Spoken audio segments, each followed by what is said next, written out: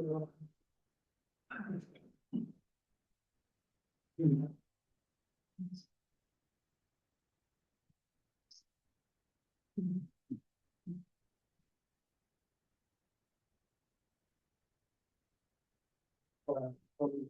for it. Start on time today. All right. Let's get go. Tell me when. You're good to go. Okay, everybody, thank you for coming tonight. We actually have a pretty small turnout. Last time we had about 2-3 times the people that are here tonight. Which to me is an indication that everybody likes the path that we're going, so they're not showing up. That's what I'm hoping. Anyway. That's what I'm hoping. But yeah, my name is Matt Gruber. I'm the city of Pleasanton's landscape architect. I've been working for the city for about 10 years, a little over 10 years now. I live here locally. I really care about this community. I've been the manager of the landscape maintenance district for the entire 10 years that I've been here. Ponderosa LMD landscape maintenance district is one of 5 landscape maintenance districts. All of them are in pretty tough spots, but this is one of the worst ones. One of the 2 that we're really trying to correct the ship and getting going in the direction on. So I'm here to talk about the Ponderosa LMD landscape district. And with me tonight, I got John Bliss. He's our consultant with SCI Consulting Group. They specialize in assessment districts. He's an engineer. He writes the engineer's report. He really knows his stuff. And also, I should mention, I got my boss here with me tonight, kindly operating the button for me, moving the PowerPoint slides forward. Yeah. The engineer, assistant director of Paul. I got it up. It's up. Yeah. We'll turn. Took care of it. Okay. Or usually it started. Where's this? You keep some short. So just a moment while we mute the people that are joining online and we'll proceed with the slides. Come on, we like staring at your picture. Come on, so that's good. Yeah, so this is the 3rd meeting we've had regarding the landscape maintenance district. It's the last public meeting before we move forward with the next step. We're really here to touch on 5 key things tonight. Number 1, if you don't know what the district does, we'll be talking about the district's maintenance responsibilities. Hopefully you all saw and took a survey that I sent out a couple months ago. Because that's a big part of tonight is talking about those survey results, because that's what's driving the direction we're going with the proposition to vote. Then we're going to talk about what that proposed option is based off the survey results. We're going to talk about the ballot process that we're going to go through for this, and then the next steps. Little background, if you don't know what the Ponderosa Landscape Maintenance District is, it's a single purpose special district created by the developer to maintain basically common areas similar to like what an HOA maintains, but it's a landscape maintenance district managed by the city instead of property owner. And in this map here, you'll see these bright yellow. This is the area that the landscape maintenance district maintains.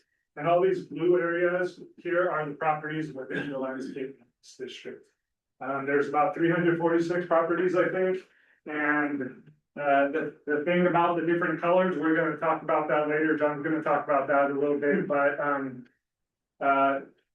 yeah, we'll get into that in a moment. But the district basically maintains trees and shrubs and the maintenance along the Centennial Trail. So like if you're riding your bike or walking along the trail, that landscape area between the wall and the trail is the main area the landscape maintenance district maintains, along with the common parkway strip along the northern portion of the state of Santa Cruz and Cali.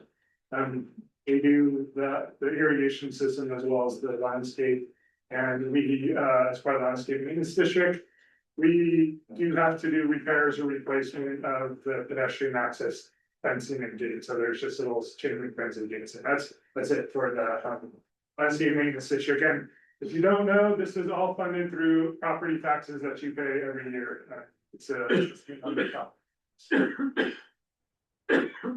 Okay, so getting into the survey that we sent out, we had 47 unique survey responses. So when I say unique survey responses, that means if somebody took the survey that doesn't live in the landscape maintenance district, we tossed it out. Or if we got two survey results from the same property, then we figured out the second one out. So 47 unique responses. Other responses, actually 70% of the people were very satisfied to neutral with the landscape that we are currently doing. The number one priority of the people that took the survey was weed abatement and tree maintenance. And then we'll talk more about this, but about 62% of the people that took the survey support city recommended option for the maintenance. And just to say this really quickly, 47 people represents about 1 out of every 8 properties within the district. So for public survey, that's pretty darn good. Yeah, really good. So this chart, I'm not going to talk about it much, but it just kind of shows the spread. It's a bit of a bell curve. Most people are neutral. Quite a few people are somewhat dissatisfied, but there's a good amount of people that are satisfied or very satisfied with the level of maintenance. Yeah, so moving on. This is the key thing I want to talk about tonight. So this graphic, which was hopefully everybody got the mailer we sent out or got my email or whatever. This was the graphic that we showed, and it kind of has the breakdown. So we're going to talk more about Prop 218 and what that ballot process is, but the threshold for the ballot to pass is 50%.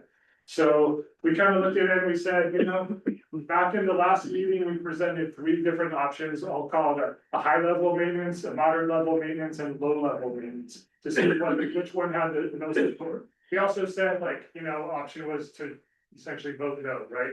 But out of the 3 maintenance options, we had about 23% voted for the formation standard for the district, which is the higher level, right? So if we go back and we look at the plans and the irrigation system and everything that was installed when the development was approved, and if we were holding everything steady with that level of maintenance, that's what that formation standard represents. The highest number of people actually were supportive of the city recommended. And so what we're looking at is basically, if you're probably, and it's the middle, and if you support the formation standard, we figure you probably also support the city recommended level. So that puts you at right about the 61.7% that you see on the right there. And so that's what we're planning to take to the ballot because we think it'll pass. We also think the reduced maintenance would pass at a much higher level. It's like 72%. But we definitely think the city recommended level, which is the moderate level, is going to pass. So that's what we're proposing to be on ballot.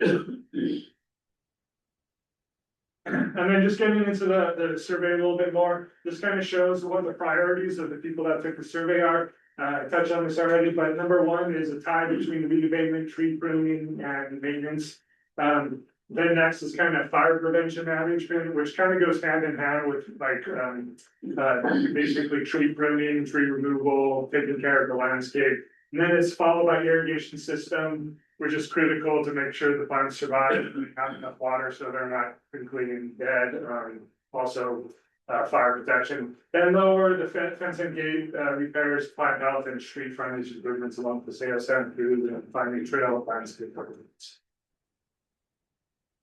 Now, kind of getting into the information that you just saw and translating it to what your money is going to be spent on as we move forward.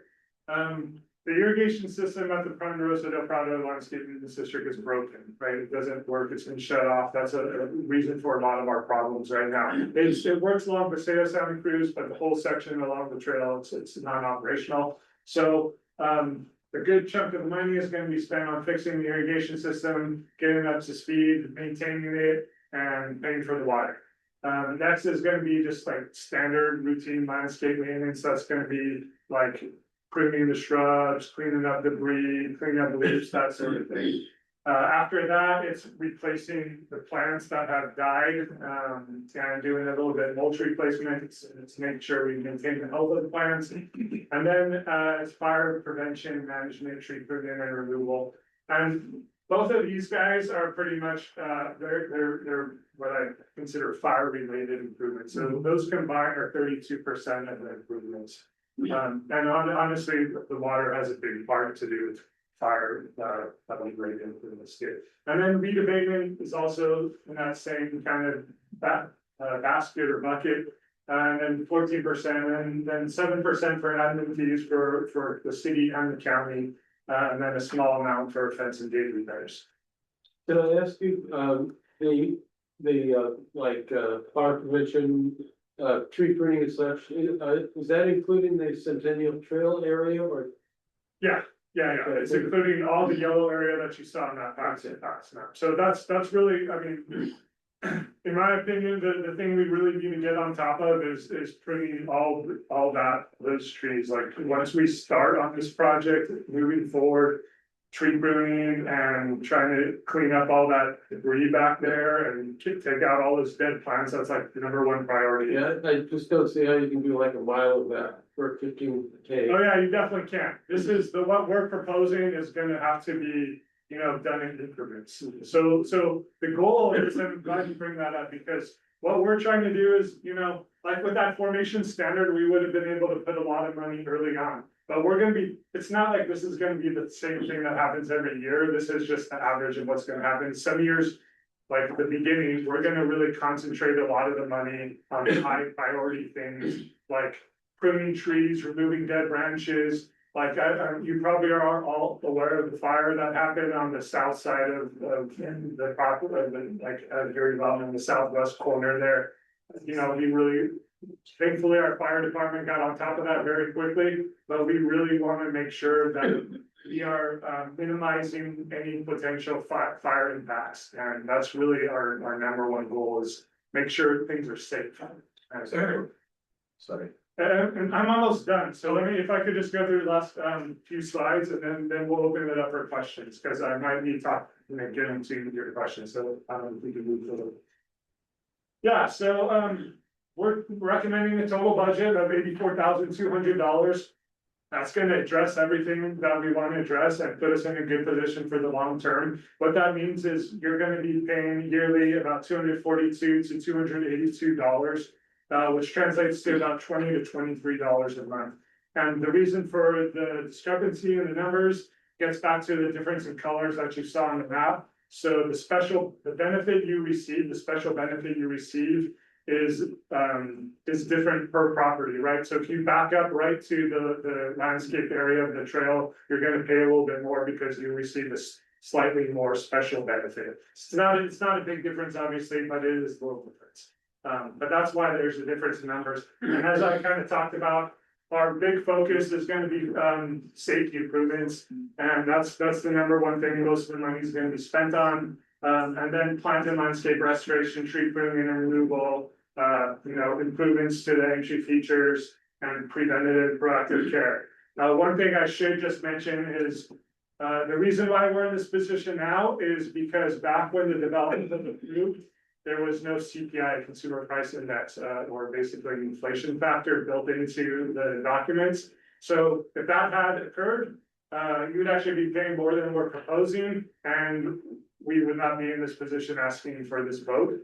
But it wasn't the case, and it's one of the main things that we have to correct right now. We really got to make sure that the maintenance level adjusts with inflation, because it is a big impact. But we are definitely capping the inflation to what the consumer price index is based off the US Bureau of Labor statistics.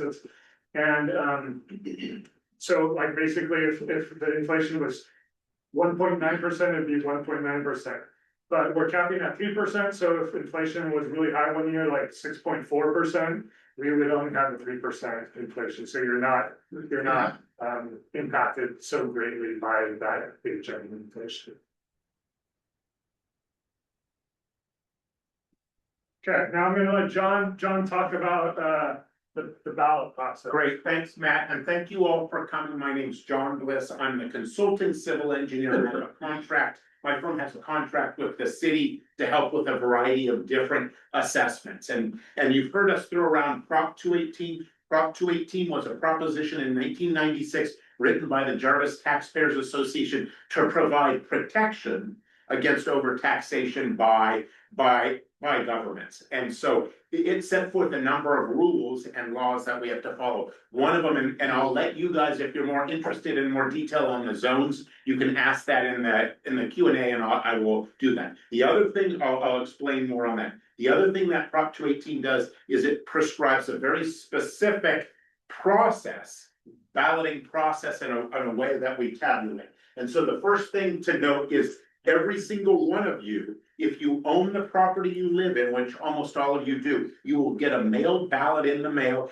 and it'll be an envelope, and it's gonna look like this, and I'm gonna show on another slide a little more detail. It's gonna have three things inside of it. It's gonna have a postage paid return envelope. That's good for your ballot. It will have a ballot where you can vote yes or no. You actually sign it, and you fold it in half and you put it in the postage paid envelope and you send it back. And then it has what we call a notice. I wish it wasn't called a notice, it's more like a voter guide. It'll provide very similar information that Matt is providing right now. And so it'll give you some information and help people that haven't come or want a little more information. The way we tabulate a benefit assessment, and this is all prescribed in the law and it was written by Jarvis, is slightly different. So I want to spend a minute on doing them. It doesn't have a big effect here. It's not quite one vote per parcel. It's actually the votes are weighted by the proposed assessment amount. And almost all of you are at that 242, is that, am I right? Yeah, you're almost all weighted the same, so it has a very little effect. But let's say there was a district where some of the parcels. Sorry, John, they pay about $60 now. $60. Is that what you're asking? No, what's the proposed rate? Oh, yeah, yeah. Did I say that right? Yeah, exactly. So let's say there was a balloting in another area and some of the parcels were $100 a year and some were $500 a year. The ones that are 100, each ballot's worth 100 votes. And the 500 are worth 500. So it's weighted by the amount that's on your proposed assessment. What we will do is the ballots they'll be mailed to you, and you'll have 45 days to return them. At the public hearing on the last day, in full public view, we will open each of the ballots and we'll put them in two piles: the yeses and the nos. And then we'll actually go through each of the yes and see the dollar amount and add that up. We'll go through the no's and we'll see what the dollar amounts are associated with the no's. If the yeses are equal or more, then it passes. If the no's are more, then it doesn't pass. And so that's the process that we'll go through. Only return ballots, just like any election, only the return ballots, only if you participate does it count. So we encourage you, no matter where you are in this, please participate, talk to your neighbors, make sure they participate. We all, the three of us, judge ourselves largely on participation. If we get a good participation, then we did a good job getting the word out. And however it lands, it's really your decision, one way or the other. It is the simple majority of 50%. And this is a little detail. The ballots will be mailed a little more than 45 days before July 21st. The ballots must be received by July 21st. It's not a postmark like an election. And so most people, you'll have plenty of time, do it the first weekend or two, talk to your neighbors, fill it out, put it in, and it'll come back that way. If for whatever reason you need to come, you can actually show up as late as July 21st and hand in your ballot at that time. But don't mail it on July 21st, it'll be too late. So that's actually, I think there's one more slide on this. Yeah, this is a little more graphic. Then you're gonna see the red bar. This is all actually required by law. That's what it's gonna look like. And it's a little unusual size. So it's bigger than a regular number 10. It's a little taller. This is the smaller postage paid return. This is what's called the notice. I wish it was called the voter guide. And this is the front and the back of the ballot. Right here, we'll have your parcel number and your proposed assessment amount right there. And that's kind of what you want to decide. Hey, I'm gonna read this stuff. Do I want to support this or not? And I know that I will have to pay that. I'll be liable to pay that assessment amount. And as Matt correctly said, it can be adjusted each year by the CPI, not more than the CPI. And as an additional protection, if it goes way up to 6.9 or 6.8, you said they're only gonna increase it by 3%, just to give to reduce any shock value if something funny happens with the economy. And I think that's the end of my slides. Yes. Perfect. And one thing that I just want to emphasize is, John said this, but each property gets one vote, right? So if you live with your husband or wife or daughter or son or whoever you live with, you get one vote per family. So if you support this measure, you please vote, and if you don't support this measure, give it to your other member of your family. He's very emotional. We want you to participate. No, but you can say, and you guys are lucky to have Matt. He really is invested in this, so you can see where he lies and, but we want you to participate. Yeah, so please participate. Tonight we're here, the last neighborhood meeting. On May 5th, we're gonna have the city council is gonna direct us to mail the ballots. They're also gonna approve the engineer's reports, which the engineer's reports will outline a lot of the details about the cost breakdowns and what share everybody's paying and how all the math works out and all that stuff. But that's gonna be May 5th, May 15th, as John mentioned, ballots are gonna be mailed out. July 21st is gonna be the actual tallying of the ballots. It's gonna be at a city council meeting, public meeting, starting at 7 p.m. most likely, or maybe 6. And then, about whatever that assessment is, it's gonna show up on your taxes coming into the city. And just to kind of emphasize here, what does your vote mean, right? A yes vote means sustainable regular maintenance. That's the key thing. We're gonna address a lot of the irrigation issues, a lot of the tree issues.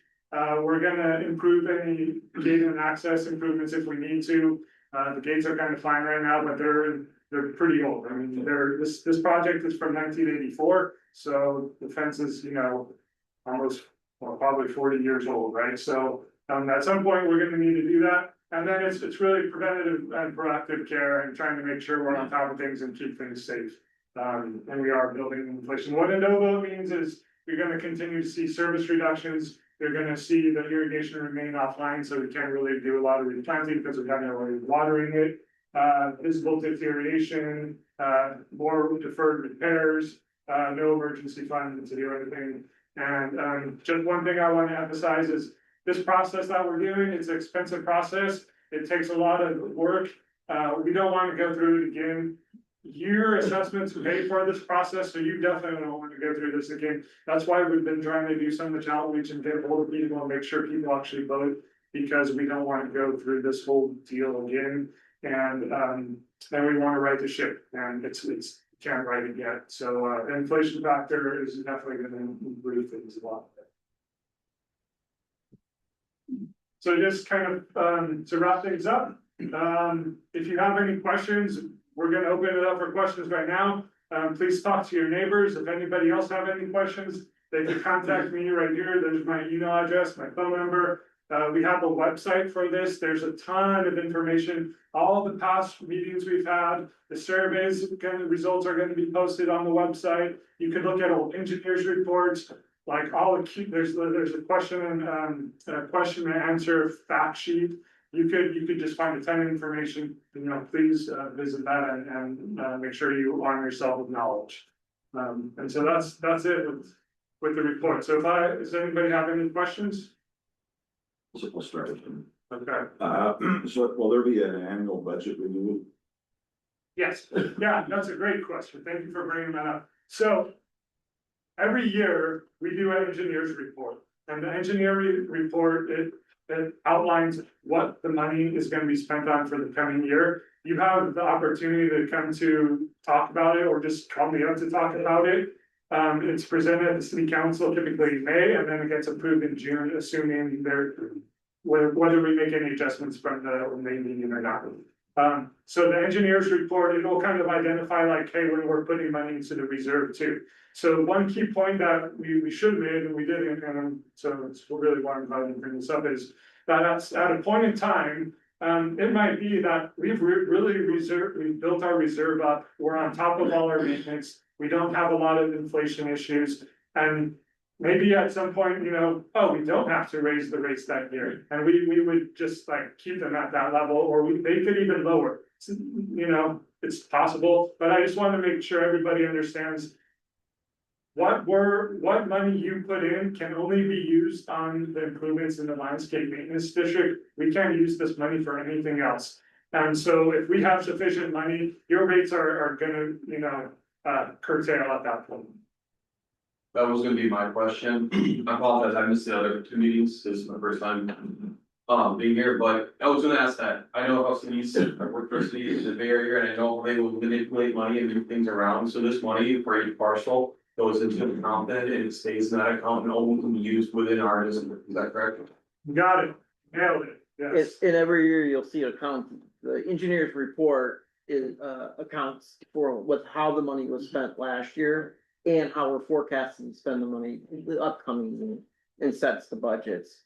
As well as those counts are audited as part of the city's after. And so you can go into the financial data for the city and see the specific funds and goes with it. Also on the website, we have a 10-year history of where we've made the expenditures of your money on this district. So if you really want to see where the city has spent the money towards items historically, you can see all that information up there. So what have we spent on our weed maintenance? What have we spent on water, repairs, tree maintenance? Those items are up on the website, and if you have problems trying to find it, please contact Matt. We can help get that information over to you. My name's Roy Cook, and first of all, thank you for your responsiveness. Every time I've emailed you, responded within 24 or 48 hours, so I appreciate that. I have two questions. Assuming the vote is yes, when does the additional work start? Yeah, so we actually have a little bit of a reserve in this fund. I mean, it's not a big one, not enough to fix like the irrigation system problems, but we would be looking to implement things as soon as we collect this first round of money. So it's not like we're gonna replace the whole irrigation system, but we're gonna start spending the money as soon as it's in the account. So it's when that first So tax bill is due? that first tax bill, yeah, so that would be like December. end of this year, yeah. It'd be, so your tax bill, the tax collector for the first installment, they collect it at the county and then they off the property tax bill. This would be one line on your property tax bill. And then it's dispersed usually that third or fourth week in December, maybe first week in January, when it will show up in the city's bank account. That's typically. So basically start of 2027. Yeah, that's a good place. And we're gonna, like I said, we're gonna really focus on kind of the safety issues like pruning the trees and removing some of the dead vegetation. And then once we start building up a reserve, the irrigation system is gonna be a pretty expensive thing to replace.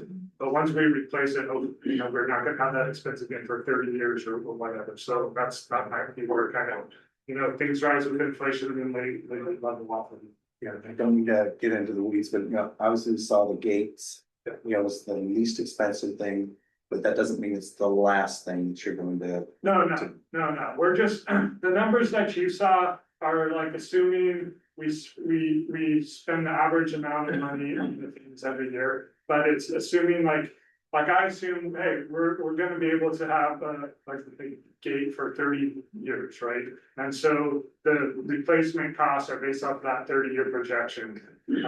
So it's not like we can't use the money on that if we need to replace the gate. It just means that,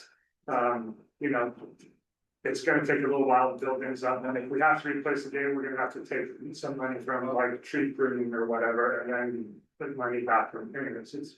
We'll be moving around stuff to take care of the priority things. You do have a question online. Did you get your second question? I did. Nancy had a question.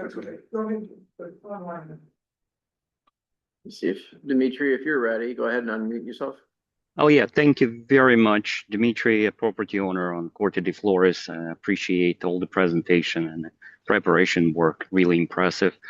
Question that I have is about the survey results. If you look at that slide, and I think the analysis suggests that both options, the city proposed one and the reduced maintenance, would potentially pass the ballot.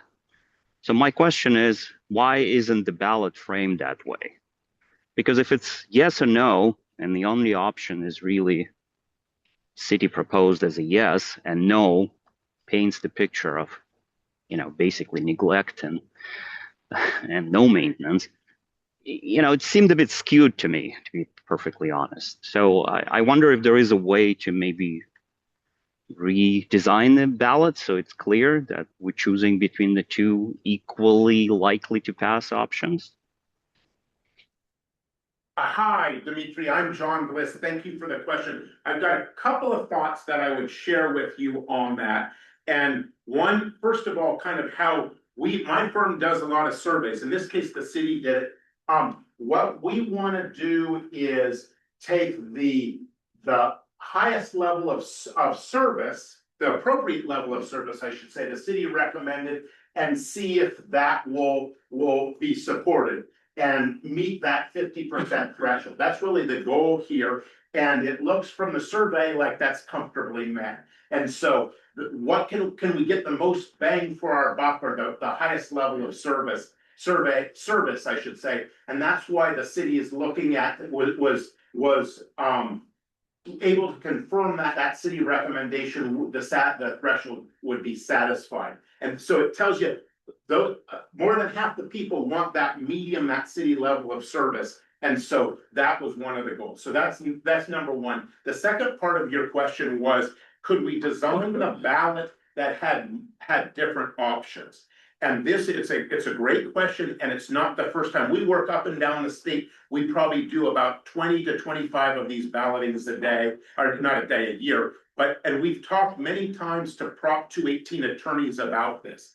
And there just really isn't the comfort in the Prop 218 legal community to have an option in a ballot. It's a very unusual thing to do, and we've talked about it. And it's just the legal risk is beyond something that we would recommend to the city of Pleasanton. So unfortunately, we wouldn't recommend that. We don't know that it's ever even been done in state history with a benefit assessment. It's not really consistent with the legal tradition. And so we recommend against anything like that where you have a choice of different packages. The way to do it really is to communicate with the property owners, agree on what the path forward is, and then propose that to the property owners in this case. So I apologize, but it's just not something we can recommend. It's not something that's done, and it carries with it undue legal risk.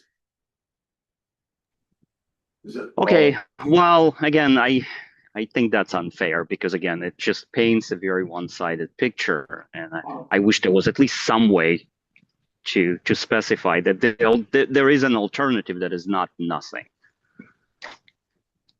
I mean, that might be true, but that's what we're, like John was saying, that's what we're trying to deal with. That's why this is a third community meeting. We definitely try to address that in the second community meeting. I mean, I could tell you, I've done a lot of outreach. We sent out a lot of mailers. Anybody's email address that I could get, I sent it out. And we've tried to involve as much of the community as we possibly could. And so that's the approach that we have to take, because we do need to move forward with a yes or no vote, unfortunately. Okay, understood. Thank you. Again, hopefully folks get the information from all the meetings, including this one, and then they can make their choice. Thank you. Thank you. You got 47 responses out of 3 meetings and 47 applicants, so that's a pretty low turnout if you I mean, if I look at it so I've been in this survey business for a long time. We do a lot of surveys.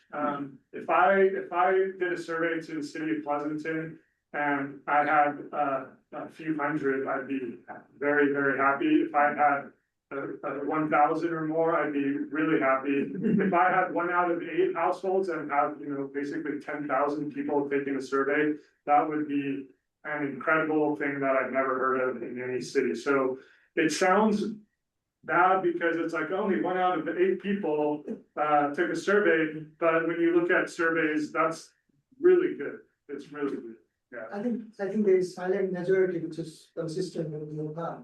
We hope so. I mean, we hope. Yeah. And we don't want to portray the survey incorrectly. This is not a statistically valid survey. This is a survey that we opened up to those that, saw the information that goes with this.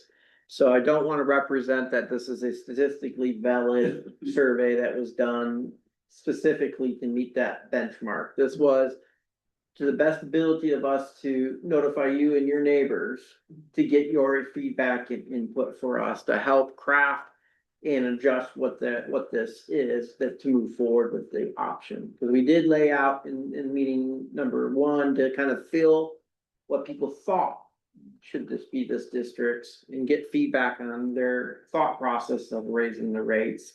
And then we came back with number two to give you a few options to come from. We really wanted to hear what the community kind of landed at and what they wanted to do with your community. This is your community.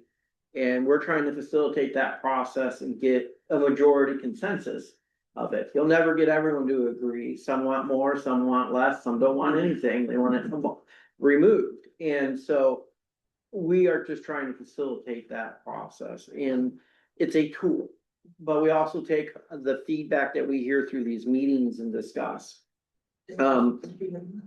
Other districts that we had, it's super close. And we had to take the heart-wrenching decision to actually not do the city recommended, even though if we just followed the survey results directly, just right there, we could maybe squeak it by, but you know, we have to take a conservative approach for those that may actually ballot.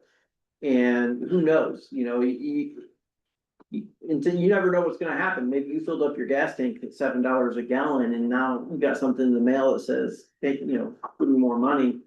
You might pick no, you know what I mean? So that's part of what we need to do is make sure that it is successful at that rate. And so we did want to pick options that have some buffer in there to deal with things that may change between today and when you have to make that decision. This is a $30,000 cost to your community to run this legal process. Yes, the Prop 218 is set up to help you and to prevent, you know, misuse by government in taxing you. And unfortunately, though, it is a very large process that we have to do, and a lot of steps on the backside that we have to do with bringing in consultants to come in and support this, our community outreach that we do with this. You know, the cost that you don't see in there is Matt's time and our time going through this whole process. You know, we have hundreds of hours in already to this that you're not seeing in those costs that go in with it. Some agencies will charge that time that goes with it. But some of everyone goes, well, City of Pleasanton, I pay taxes, and why isn't that going into it? We have taken an approach where we really are direct costs is only within burden upon you guys that goes with it. And so, again, we want to set up an option that we know is going to pass and be as sustainable as possible. You guys are going with the city recommended option, particularly with the CPI index. We'll never have to go through this cost again unless there's a major change that happens. Okay, so who knows, 30 years from now, that could be a big change that goes on, or the community says, I want to change what's out there. It is your property that we're doing. It would be similar to what an HOA would do at a newer development. It's just at the time when this development was done, this was how people managed common use areas. And it was set up for these lighting maintenance districts items. And so it was just another way, instead of everyone having their own little HOA and going through that burden, they set up these districts. And they were successful until the change of the laws and how fees can be changed. And so that fell out because it took this large expensive voting process to do that. And so that kind of moved out of favor on how they do this, and things switched over to an HOA standpoint that goes with this. So just think about this is kind of your HOA area of common use area if you live in a subdivision like that have type items. So you're paying way less money because HOAs are expensive. She had a question for me. And I'm sorry, this is my first meeting too. So my understanding is that just these highlighted streets, we're gonna get this additional fee onto our parcel, I mean, for each parcel. So even though like I live in Porte de Flores, and many people come down our street to get to that trail. So we're gonna end up paying for. Well, it's a really good question, and I'll talk a little bit about this, and maybe John's gonna add to it, but John was talking about this. There's a very specific legal equation for figuring out what special benefit is received for your neighborhood for the landscape maintenance district area. So there is a general benefit received by the public that you're referencing, the people walking down the trail. And then there's the special benefit you receive as part of your neighborhood for that area. And so in the engineer's report, there's a calculation that shows the breakdown, and basically the city has a contribution for the general benefit, and maybe John could explain it. You know, that's perfect. You guys know by now I like to talk, but you explain it. So Prop 218 was set up to protect the property owners. And one of the things that Jarvis really wanted is, they said, you can be assessed for what your property benefits, but you can't be assessed an extra penny for someone else's benefit. And you did the perfect example, which is, I've got a property, I reduced my fire risk because I'm paying this assessment to manage the vegetation. I had nice access through the gate to the property. I'll pay for that portion, but I'm not gonna pay for the benefit that the person that lives outside of it walks through. And that was what Jarvis really wanted. And they labeled it, general benefit is the person outside and special benefit is what you get. And they wanted to protect you so you're not paying for what we internally call the freeloader. That's what we do in our office. That's the person that isn't paying, but they're benefiting. And we call that general benefit. So what happens in any engineer's report, and I'm getting really wonky and nerdy here, I would love for you to read the engineer's report. It's not very fun to read, and I'll talk about this for hours. So those of you that aren't interested, just close your ears, but I wanna at least give you this. And so what we're required to do, and actually our firm kind of developed the state standard on this, is we rigorously go through and we identify how much benefit is that freeloader, that walker through. And that's a certain percentage. And it's about 12% of all the benefit is to that walker through.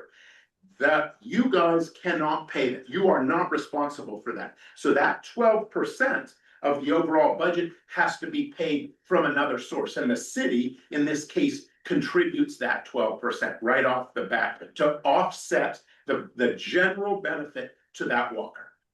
So he said that a lot quicker than I did, but that's kind of the concept. I'll talk to you guys about that for hours if you want, but that's the concept, and that's one of the unique requirements of a benefit assessment. So one more question. So I live off of Corte Balboa. So, no, it's up on the top. So, the sound wall, so that that's Corte de Flores. Yeah. Corte de Flores, that's Corte Balboa. Right, this one right here. Yeah, so the light blue, the second house in is my house. So my backyard, my back. Yeah. Has got the sound wall. Yeah. Which is crumbling. Who is gonna be responsible for that someday? Yeah, so the sound wall, the way that this development was set up is the sound wall is the individual property owner's responsibility. Really? Yeah, so the sound wall, so this is a thing we've researched. The sound wall is built with the public side of the sound wall, the outside edge is on the property line, and the sound wall is actually all on your property. So that's why I didn't talk about sound wall replacement, because if I talked about sound wall replacement, the landscape maintenance district was responsible for it, these costs would have skyrocketed like you wouldn't believe. That's the same as on Valley and Well, on the sound wall. That's so each development is a different story, right? And Is Birdland and Harvest Valley paying for that landscaping on Valley then? so that one was not as good of a situation for the city. A much better situation for the property owner. It's like $2 million, isn't it? It's a lot of money. It's a lot of money. Unfortunately, those sound walls were built on city property. And so the city has to take the responsibility. So that's really the ultimate deciding factor, is whose property was built on, right? A lot of times, like if you and your neighbor have a shared fence, you build it right on the property line and you split the difference, right? But if your neighbor's like, I don't want you to touch my side of the property, but you could build a fence, you just can't be on my property. You would build a fence on your property and it would be your fence, and you might have a weird double fence type of situation. It happens all over the city, but that's that's the situation. I wish that the Valley Sound Wall was the same situation as Ponderosa, but somehow that got missed in the development stage. We do have another question online from Peter. He's been So, thanks for all this, I'm doing things, it's great, so several things that you brought up. Citizen Zone 7 own that trail, who owns that trail, what's it? Yeah, so Zone 7 owns all this property right here. Up to The that city, fence we just talked about, or sound wall, et cetera. they own all the property. The sound wall is still on the property owner's side, so it's. What about the plans? But, What about the plans? Sorry, I'm talking fast because I have a lot of stuff to cover in very short period of time. yeah, so the city and the Zone 7 water district have an agreement. It's basically a recreational license use agreement. And so the city is responsible for maintaining those areas for the landscape maintenance district. So those areas are part of the landscape maintenance district, even though they're on Zone 7 property. Okay, so several things, I appreciate this and don't take anything personally. So I live in this neighborhood, fortunately, I guess for me, I was gonna live there for 5 years, I've lived there for 34 or whatever. I used to call it the apartment neighborhood because people would move, one realtor sold houses 3 times over. So I know everything's play on numbers, things with buckets. Those houses, the taxes have gone up enormously. I mean, I feel kind of embarrassed, my taxes versus my neighbor that spent 2 million from the same model. When we moved here from the peninsula, that was cheap living. It's like, you're moving where, what, why? So anyway, bottom line is, there's very big buckets in the city. And this, sorry, I'm talking fast because I want to.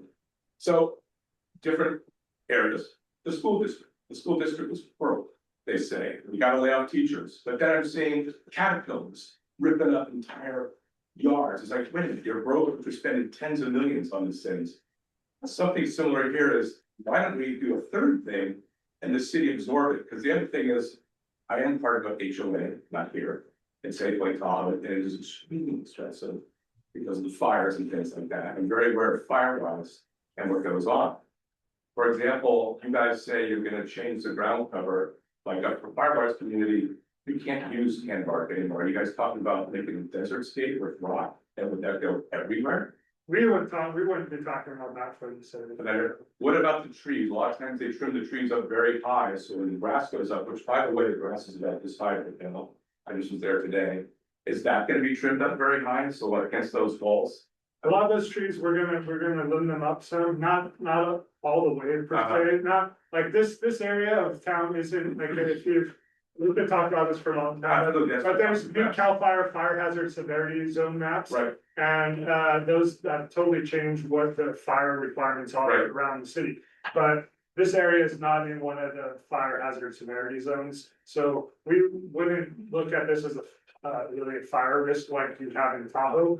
This would be more about pruning for safety and to prevent like a buildup of understory type of stuff. So like right now, we're doing a big project on the Gus and Bernal, like on the Pleasanton Ridge, a big fuel management project in a high fire hazard severity zone to try and create a buffer between the city on that city property at least, and a lot of like the development that's up there.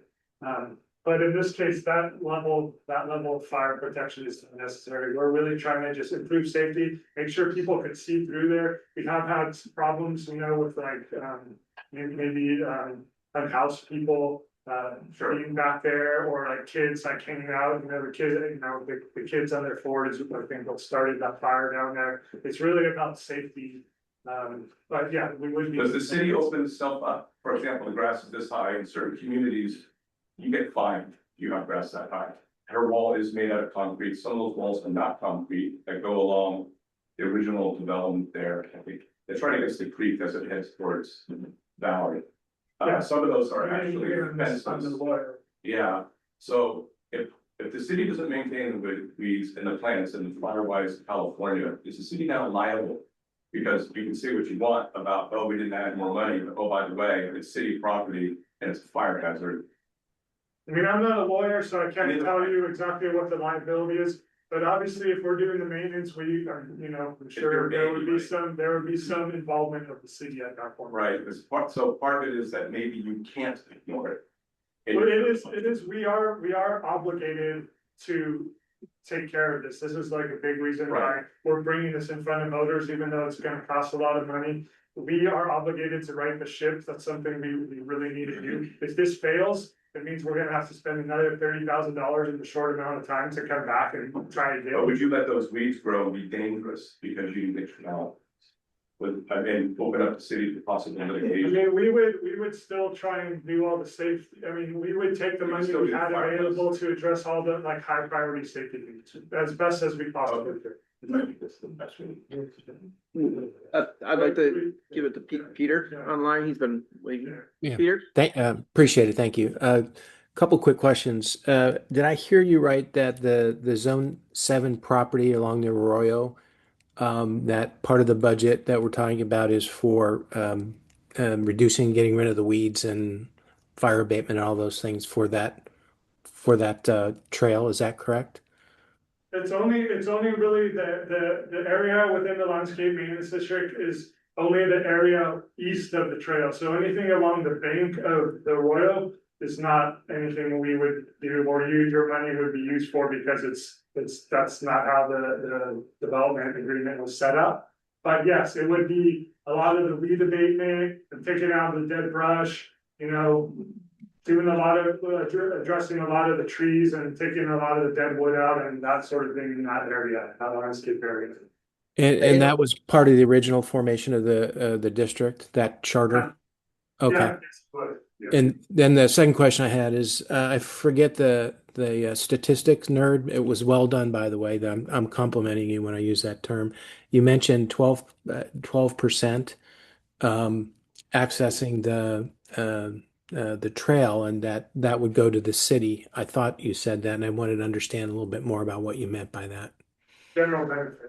Yeah, so this is John again, thank you for the question, and again, I'll do the best I can now, and then you can always get my information and I can give you some more explanation. But we calculate out, we have a 4 different components we use to calculate out what is the general benefit. That is the benefit to people and properties and other things outside of the district. Right. That shall not be the obligation of those in the district. And we calculated, we add the 4 numbers together and that comes up to the 12%. One of the components is, and I won't get this quite right, but it's the benefit to the public at large. And your example of the walker is buried in that benefit to the public at large, because that's the person who walks through, enjoys the trail, but isn't contributing in any way to that assessment. And so that 12% is the calculated amount of general benefit that must be funded from another source other than the assessments. Okay, that was my question. So that 12% is not part of the $84,000 budget. It's budgeted somewhere else. Is that what you're saying? Yeah, I think that, and the hesitation, you can't see me, but the hesitation is, I have to look at the budget. Sometimes we have it on top of that, and sometimes we subtract it out of the 84. I have to look at the budget. I don't have it handy. But it's either case, whether it's on top of that or subtract, if it's 84 plus 12%, then we subtract that out is the total budget. But I think in this case, the total is 84 and 12% of that is paid for by this other source. But I'd have to look that up. And one of the things is in the engineer's report, they'll come out. This information will be covered in that. I've never used this term, ad nauseum. Does that mean a lot? Yeah, it'll be there are pages and pages of this type of discussion. And it's really required, as Matt said correctly, this is an expensive process. And one of the reasons is there's extreme legal scrutiny, and the Jarvis Taxpayers Association, whether you love them or hate them, they look at every assessment and make sure we follow the rules. And that's why we bend over backwards to follow the rules, because we want this to be something that you guys understand, makes sense, and is well communicated and is fair, but also meets the letter of the law very, very strictly. And so that's one of the reasons we're doing all of this stuff with this general benefit, and well, we calculate it. So the engineer's report is a long document. It's 40 or 50 pages, and most of it is discussion of the proportionality and this general versus special benefit. And you'll see a Thank you. difference prior year engineers reports because the engineers reports was based on the rules of the prior district. And so this is a replacement of that district and updating to the current laws and requirements. So if you read last year's engineers report versus this year's engineering report, you'll see some differences because we now have the special benefit more zones than what we had in prior reports. So you can get a feel of it. It's online underneath the website for this. You can read last year's engineers reports, 10 years, I think almost at least last 5 years of the reports up online that you can look at. But there will be some slight differences because we are updating it to the current standards underneath the Prop 218 process. So on May 5th, as part of the city council package that we have with it, you will have the full engineers report. That usually gets published 1 week prior to the city council. So, you know, you'll have a week to look at that. You're welcome to obviously please contact Matt. We can help answer your questions that go through that. And if you feel inclined, you can also go to city council and express your interest that you have as well. That is every right by all means to come in and share your opinions with your council. That is acting as your board for that. Thank you. Wait, was there other, I know you, were there other questions over there before we go back? We'll get back to you. Go ahead. I had a question. I live really close to Del Park in the dark blue section. Yeah. I walk that trail in pretty much our neighborhood multiple times a week. So I'm very familiar with all the areas that you guys are discussing. One specific spot that I want to bring up, and I'm just curious if it can be addressed, is the northern part of Paseo Santa Cruz. Kind of close to where this woman was speaking earlier, further in the yellow section. Yeah. So the western sound wall there, it's clear that it's kind of settled there and the sidewalks are very, very sloped. To the point where my kids will almost fall off their bikes or scooters, whatever going on that.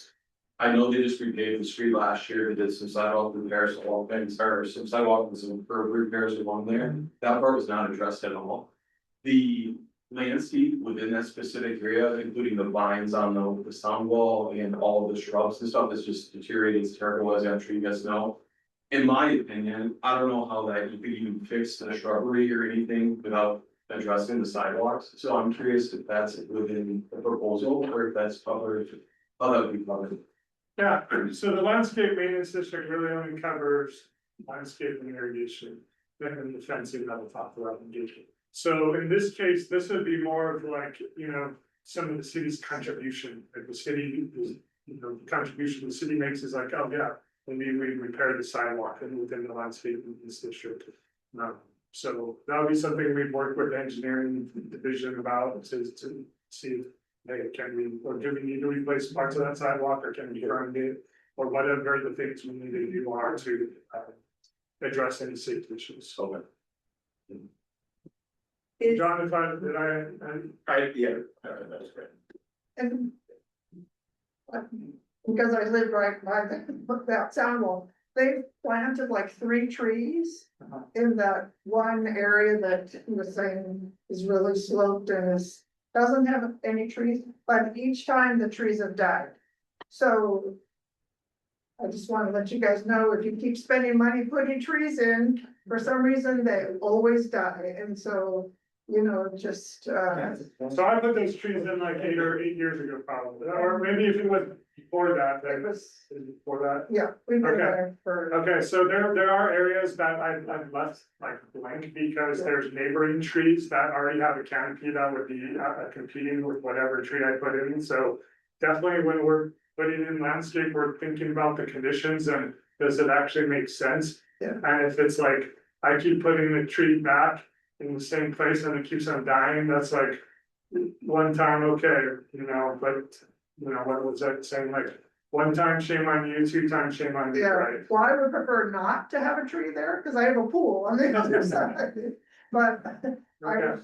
just, you know, we have been there for almost 40 years, and they have planted trees there many times and they all die, so. Let me jump in right here. I apologize, I'm gonna get on my soapbox a little bit. The conversation you're having right now with Matt, that's the conversation you ought to have.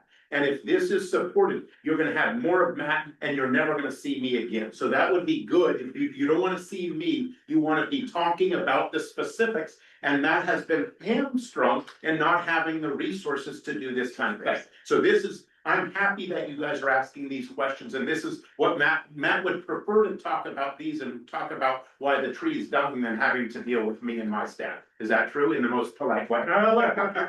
Yeah. But So this is have to great. work with him This again. is where you should be focusing. Lived as long as she, but almost the same. And it's probably before your time, there used to be hedges there, they died decades ago, and it's been blank spot forever. We have a nickname for that walkway, and I won't tell you what it is, but anyway, a lot of dogs. But beyond that, there's another way, there's always good ways to play with numbers, everyone can play with numbers. So some of my neighbors are paying basically 1/10 of what the house originally cost. So in taxes. So the flip side is, yes, I know how the Jarvis thing, I was alive when that whole thing came to be. It's like, I'm sorry, just roll it into the city because the tax bill on these houses is huge. That could easily absorb this. And if I were one of those people that bought that house and have to pay that bill today, I'd say you've got 24 grand, figure it out. One thing I just want to point out, this is a special district area. I know. I mean, this was set up to take care of it. Right now, the city is broke. I'm sure you've heard all the issues we've been having from a budget perspective. Me as a landscape architect, all my fun projects that I had to work on, they're gone. The city still is big though. We drive into Pleasanton. We'll see, we're trying. Don't make yourself up too bad. But it's hard. I mean, you'll see a bunch of more weeds growing all over the city. I mean, we've had to cut back on our maintenance so much. But the fact is, we just don't have the budget to take on extra stuff that's already covered by something I'll else. talk to the cone guy and tell him to stop putting cones in and use that. But the other thing I just wanna talk about too is that lost the track of my thought here. I want to say one last thing. Okay. Even my in-laws are kind of Pleasanton and stuff, so this looks nice. Okay. So don't be, it really, I get around a lot and it's just, I agree with it. But yeah, so the thing I was gonna say is really like, if you look at what your taxes actually pay for, the amount that goes to the city you live in, Pleasanton, is a very small percentage. So a lot of people think like, my taxes, like where I wanna see my taxes dollars at work, but like your taxes go to Alameda County and they're going to like a lot of other places besides Pleasanton, they're going not to the city. But I used to say, That's why we like this. We like this whole like, trying to do a sales tax or something, because it's like your money spent in your community. I mean, that's like a bond, right? Like if you have, like getting back to your point about the school district, right? They have bonds where they pay for improvements, but it can't pay for salaries. And that's, that's So kind they of. broke that thing about 20 years ago. Wow. They went to the salaries instead of the school, it's never built. No, I don't know about that, but let's not talk about the school district. My question, and I know that we're not responsible for the arroyo that goes along the trail. Right. But the grass there, I mean, when you go walking and and now it's getting hotter and hotter and it's getting drier and drier. And is there something that we can do as a city that what I want to say, urge, yes, zone 7 to take care of what they are doing, because if we get a fire like in Santa Rosa, and we love opening our windows at night because we don't turn on the air conditioning because it cools the house off. Yeah. But if we get one of those fires, the embers are not going to just stop at the freeway. They're gonna come on over and and then the wind that cools our house off is gonna blow them further and further and further away. And we don't walk every day along the trail, but we do it semi-frequently. And, I mean, just the amount of like dead leaves and dead branches and, yeah, I was. It's a big, yeah, I think it's a big, it's like a big thing we need to address in the city. It's something we're looking at. I mean, like I mentioned, we're doing the Guskenberg outfield management project. we actually got a grant, so the city, none of the city's money is going to that, it's being paid for by CAL FIRE, so that's great. Now, we're trying to address those things. We've been working with our fire department, the other landscaping district that we're going to Prop 218 vote on, like, fire is number one, like, concern for But them. what can be done about zones? So, yeah, so, So zone 7 does annually, after the weeds are done growing, they start mowing the top of the banks to create the, recommended buffer zone for that. So they do mowing with an articulated mower and capture about 10 feet from the top of bank down to help control fire danger that goes in through there, but they only do it once a year. Yeah, and that's. And so they'll do that once the weeds start turning brown, they'll start mowing all the banks that go along with it. And they work in conjunction with our fire department, on the recommendations for the mowing buffer that goes through that. So, so they do look at that as a buffer zone that takes place. In that area, and they do participate, you know, it would be nice if they voted more than once a year, but that's what their budgets can afford to do as well. For the maintenance of that, of the items for it, so, zone 7 does do some maintenance in correspondence with recommendations from our fire department. For control of weed abatement and for fire, primarily fire buffers that go with it. We just kind of forget when it happened. yeah, so there's actually a required date that they need to do the abatement by, and it's a 30-foot buffer. So when Adam was saying like, oh, they do the 10 feet, you know, it's they're trying to get that additional space that doesn't get captured by the buffer of the trail or the landscape. They're definitely hitting that with weed whackers every year, and it's June 1st is the cutoff date, so all the weed abatement, you're gonna see it, it's kind of interesting because you wanna wait till the last possible minute, so we can, you know, we're having storms in April a lot of times, like the storm that's forecasted for this weekend. So we gotta wait till those rains stop impacting the growth of those weeds, or else you cut them down and then it's pop out right up. So yeah, all the weed abatement you're gonna see, it's gonna be happening probably in the next one month to 1 month and a half. And so you'll see it soon. Yeah, real quickly, Adam and Matt had asked me to be the time monitor. We've been here for an hour and 5 minutes, so some of you, if you've been great, if you wanna leave, no one's feelings are hurt. The three of us will stay and answer questions as long as you want, but we probably have some final thoughts. My final thought is, one, thank you guys for coming, asking tough, good questions about process and service and that kind of stuff. And we hope you participate. Matt, any final thoughts? Yeah, I mean, I just really wanna thank everybody for coming, like John said. You know, we make a lot of effort to try and reach out to people, so it's really appreciated when people actually show up and listen to us when we're trying to get the message across. So thank you to everybody. Thank you. Yeah. Are you responsible for dumping all the park? Yes and no. If it looks good on the guy, It's a guy that looks like good it. talk for It's a maintenance. guy that looks like that. You guys do a great job with it, your Yeah. crew's great. Well, Yeah. yeah. But one thing, the new tree that they put in, that sidewalk, Oh, yeah, I live right across the street. it's a huge puddle when it rains, right around that new tree.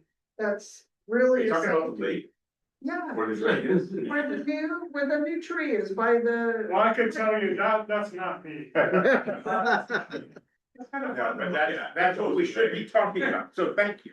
Is it? Thank you, Nate. Yeah. It's a safety risk, Yeah. because it's slippery when it's wet, I mean, and you can't really get around that whole area, cause it's underwater. Now that the new sidewalk and the new tree got planted, right there, it's like a lake. No drainage. Yeah, I didn't even know about that tree, so I gotta go. Tree got planted. Yeah, you don't, enough Prop 218 meetings, you're gonna be out there at that tree. That's your future. So long as it's just taken. Not at this stuff. I don't like the street too hard though, it cracks and barking about it. And that's the significance of the yellow lines and the light blue. Yeah, so the yellow line is this is the landscape maintenance district area, the area we actually, your dollars maintain. The light blue areas, like we said, you're paying it, a rate varies from like 224 to 248 or whatever it was.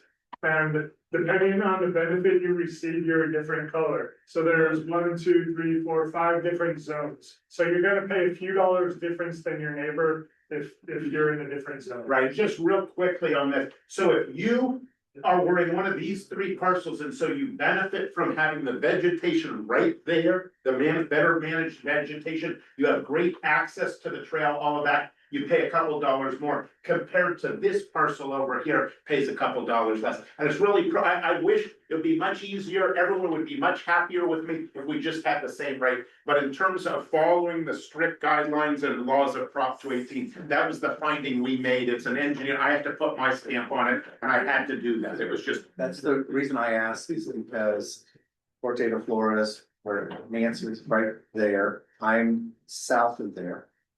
That I'm on the corner. Up.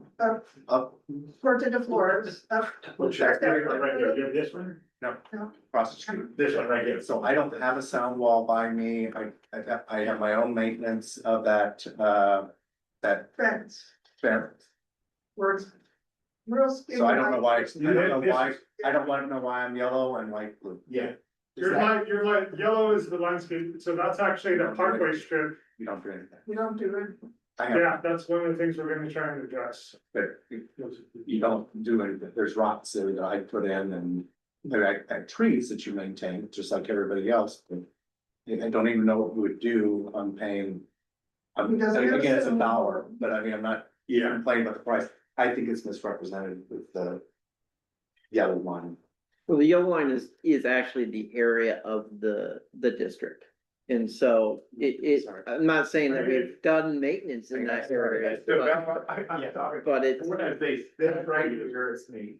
This is my back door neighbor. We don't have a sound wall that's here. Sound wall is not part Yeah. of the district. So That's why am I vegetation. yellow here? Is it because? It's the parkway strip. It's just the part doesn't of matter. between the sidewalk. You want us to double. I know, he took out, well, We think- lack of we think that maintenance yellow led line- to nothing being done there, and he It's just probably took over unfortunately on a maintenance of that document area. that's 40 years old, Okay. that says it's the city's responsibility. And That's that's why. why- But we'll take The thing we can is- look at that. It's definitely the city, it's definitely part of the district, because what you'll see if you drive up and down Paseo Santa Cruz, the only places where the sidewalks are directly adjacent to, like property or whatever, is like where there's a common area that it's kind of no man's land, is this area, and then these 2 areas. Everywhere else, it's like there's no space, there's. no Integral. space. Between the curb and the sidewalk, is that where? There's no parkway strip. Well, That, that's. I think it's fine. I have the. Right here, so we could take care of it. There is Mine's grass different than- between the sidewalk and the street. Yeah, Okay. And I mean, That's not in yellow. Yes, So some people have to maintain it and some people do and some people don't. So if you go south of Hansel. these people who face it, that their property faces it, yeah, they take care of it Right, because it's. right. But in this area where it's like, it's Right, not on your no. property, it's on the side. I'm just saying that because I think you said that they were adjacent, the sidewalk and the street, but they're I not. mean, the sidewalks aren't adjacent, but like. In these areas, like this area versus this area, if you look at this one has a parkway strip. Right, no, you're no, right. it does, the other ones have. Other homeowners are responsible for some of the strips in blue there. you are correct. There is some areas that there's parkway strips, Yeah. depending on the phasing of that. And some homeowners says, yeah, some Yeah. homeowners take care of it and some don't. Yeah, and so this neighborhood was built in, I think, 6 phases of items. And so some of the first phasings built these improvements. And so part of this district was set up with this phase of this development that was built. Okay, so yes, there's other phases of this project that are not within this district for it. So what happens is during development of these projects, there is what's called conditions of approval, which is a negotiation between the developer and the city for community benefits. So some places have parks. In this particular subdivision, They wanted to add to the regional trail, the Centennial Trail, and make it an enhancement to the community. And it was a condition of the approval for this development to cover the maintenance of and original installation costs. It was easy because the developer owned all the land to say, sure, I'm gonna do that because it's a selling point. When original owners bought the place, you had this regional trail and it was beautiful and all this type of landscaping.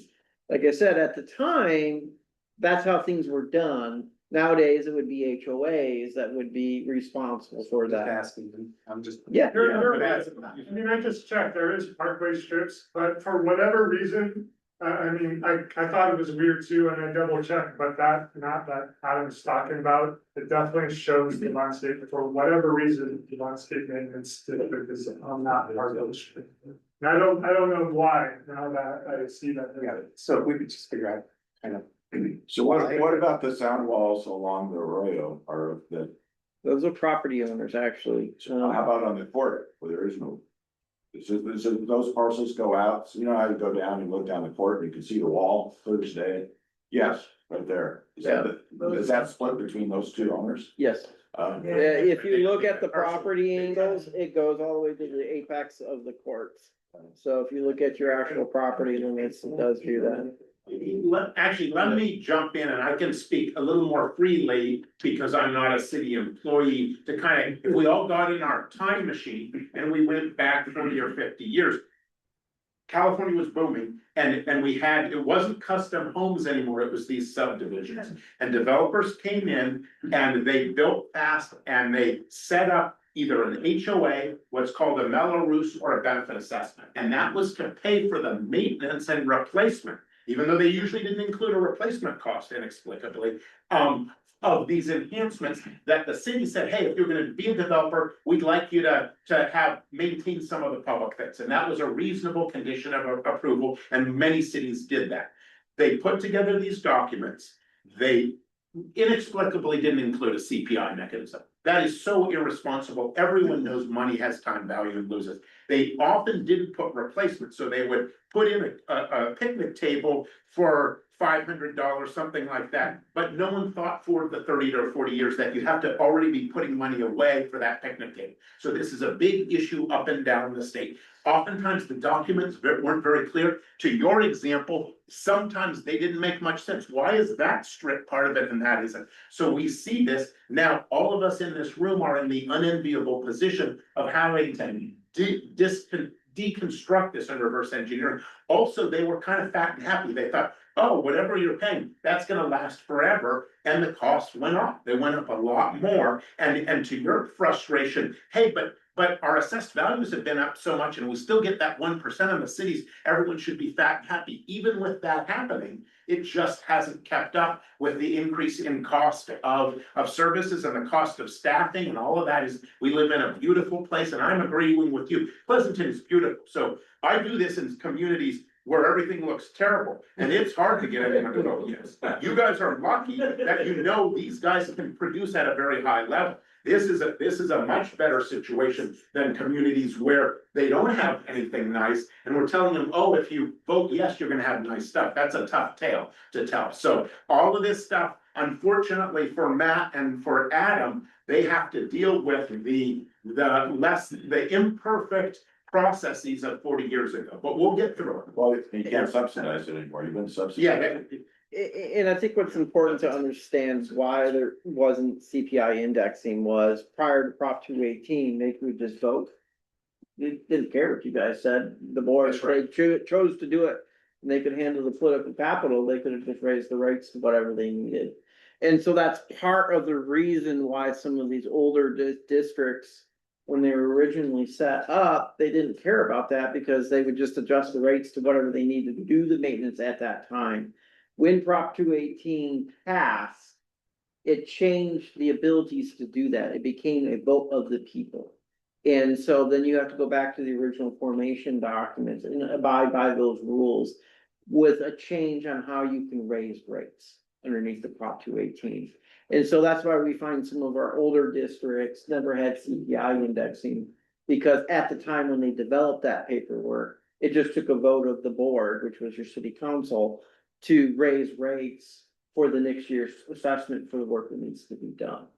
And so now that changed, and underneath the Prop 218, that goes through this expensive process. And again, this is why we're trying to set and establish so we don't have to go through the expensive process that goes with it. I also do want to set good expectations for this. It's gonna take us years to get everything done, right? We can't bond out to go out there and take care of the mile-long area and get everything done. Because we know that we're gonna have a solid revenue stream, it allows us to take a look at what the reserves are and maybe spend down a little bit of the reserves and try to get ahead of some things early on. So we will do that to the best that we can and still keep a reserve for emergency stuff, because if you get sick trees, you still need to be able to take them out and different things like that. And that's very good at managing tight budgets that go along with this. But I do want people to recognize that we are gonna do our highest risk first with the money that we have. And it's gonna take years before we can get caught back up to the years of neglect that we've come in through here. And so we're gonna be addressing the highest health and safety risk of this area. And so you're gonna be paying more and you're not gonna see things pretty, because what you're gonna see us do is remove the debt. And it's gonna take us years to get through and prune everything up. You know, tree removal is $5,000 to $6,000 a tree, right? Our budget is 81,000. It's not much. And we wanna also increase the regular maintenance to keep the weeds cut down, right? And so instead of a crew being out there once a month, basically, for a day or two, a month that we can afford to do. Now we're gonna increase that, which will help keep the things maintained, particularly when we turn the water back on. You know, it is gonna have more weeding and more maintenance that goes along with it, but that's part of making it look nice. And that goes along with it, but I do wanna set some expectations. Sometimes people think I just paid the money, why isn't it done? And we didn't want to jack the rates up super high either. We looked at this as a long-term investment and averaging out over the years of what we can do. So you'll first see it at the areas of high risk, and then we'll slowly get it built out as the money comes in. So two things, that you guys think are crazy, it's okay.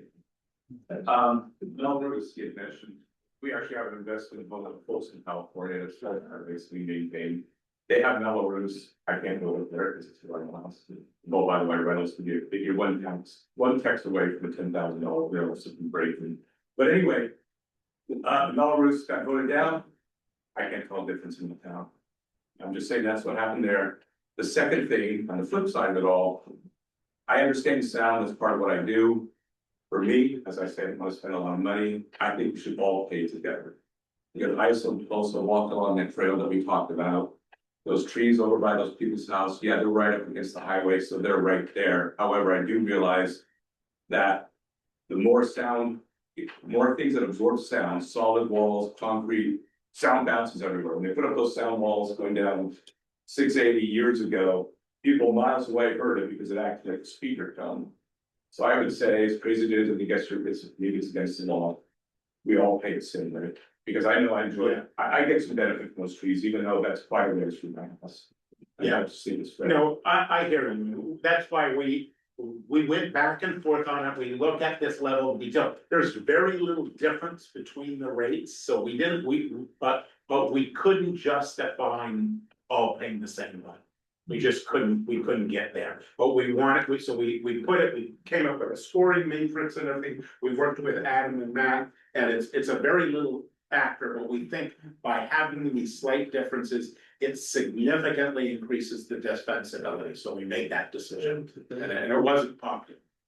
No, and I think that's part of like the Prop 218 rules that goes through there is we do have to go through the analysis, and if there is benefit. You cannot deny that if the property in front of your house or behind your house is maintained, that you have a slight better benefit than the person that does not. But what you can see is the band in our costing between our zones is very small, and that's reflective of that everyone's enjoying this benefit. Because a lot of the costs, as you can see, the big yellow part is that Centennial Trail that all people have access to. And so that's reflective of why there's. And not just all, if that's just a blank wall, that neighbor's gonna be now. Yeah. For. Anyway, sorry. Speaking of the Centennial Trail, so, that shrub is very thick. It is green, trees are green. Is consideration given to just taking out the shrubs, leaving the trees? I mean, that's definitely part of the plan for the lower maintenance option. That's what we would have done for this mid-level maintenance one. It's gonna be a strategic replacement. So I'm not saying we're just gonna go in and take everything out. We're gonna keep what makes sense to keep. We're gonna take out what makes sense to take out. And then we're gonna replace what seems to make sense. It might be that there's still some open areas because you've got a nice like tree canopy. I mean, for me as a landscape architect, the number one sign of a long-term successful project is if the trees are healthy in 30 years. So are those trees something now? Yeah, those trees are part. But that's not good area. No, Those those established, those trees, they're established. I mean, there's some sycamores in there too, but they're all trees that were chosen well for the climate. So that's kind of my point. If you just took out the shrubs. And had the trees, maintain the trees, prune the trees, would that look? That's gonna be something that that's definitely gonna be one of the strategies is we're gonna focus on the trees and on this mid-level, it's more of a focus on the trees. But you're gonna need irrigation. If you plant something, you're gonna need irrigation. Yeah, so we do need to do the irrigation just because at points in time, we're gonna need to replace the trees and the shrubs. So we just want the ability to water things, even if we choose a plant like, you know, the coastline oak that like, which is the majority of the trees there. We do need to have that there for the 3-year establishment period. Like if you look at our, like Bernal Community Park, we planted 1,200 trees. We don't irrigate any of those, but we went around with the water truck for the first like 3 years and we watered them. And we had a pretty good success rate, over 90% success. So that's an approach we might take on like new established plants, depending on what type of plant that we grow. But it won't be a desert state, will it? There will not be, you're never gonna see a desert like type of landscape from that river. So, yeah, we try and choose plants for our climate. So That's a good note to end on. Fantastic. Yeah, what's that? Most of the cost is on the front end of irrigation. A lot of it, yeah, a lot of the cost is gonna be, a lot of it is what Adam was talking about, where we gotta build up our reserves to do some of like the more heavy lifting. I mean, the trees are very expensive, as Adam referred to, and so that's the first thing we're gonna try and attack as we're kind of trying to save up a little bit of money for irrigation and stuff. Those walls are made of concrete, like a house. In Tahoe, you can't, the new rule is. The community cell plays out, you cannot have a plant closer than 5 feet to a house.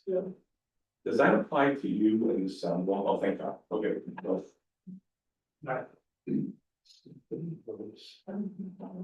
Fires are. Like we wouldn't build a wood wall there. no. I wasn't sure if, you know, with everything going on with fires, if your hands are tied. So that's interesting. So it's the homeowner's responsibility. There's restrictions on what they could replace their fences. Yes. Yeah, thank you very much for coming. Thank you. You know, I'd have to look at the requirements of that. I would assume they have to replace it in kind. Whereas on the Paseo Santa Cruz, they could put a wood fence. We had a wood fence in the beginning. Yeah, I think if there's a sound wall there, like a concrete wall, I think you probably have to replace it with a similar. In Valley, they did that initially, remember? Yeah, so where that first one fell down, we did put a wood fence there, because, you know, that's what we could do in that time period. Yeah, that's what we can afford. We are replacing it with those poles that you see. For the remaining zones. I just had.